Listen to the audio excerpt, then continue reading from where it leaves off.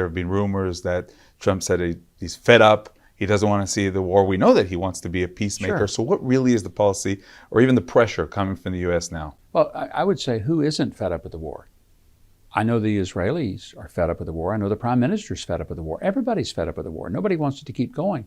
But the reason it's kept going is because Hamas will not come to the conclusion that the president laid out for them. You're not having a future here. You're not going to govern and rule here. You're not going to be militarized here. That's what President Trump has made very clear.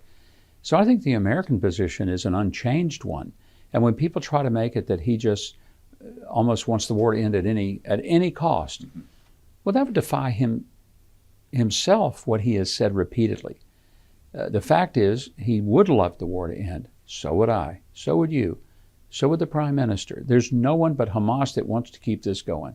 But it can't end with a Hamas victory for several reasons. Number one, it would be an outrage and an insult to the people of Israel who have suffered through this since October the 7th.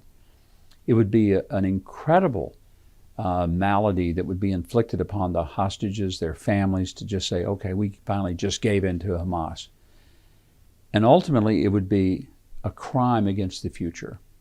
Because if Hamas wins this, if Hamas gets to stay, they'll chalk it up as a victory, and across the world, terrorists will say, hey, that hostage-taking and savage mutilation of innocent human beings, it works.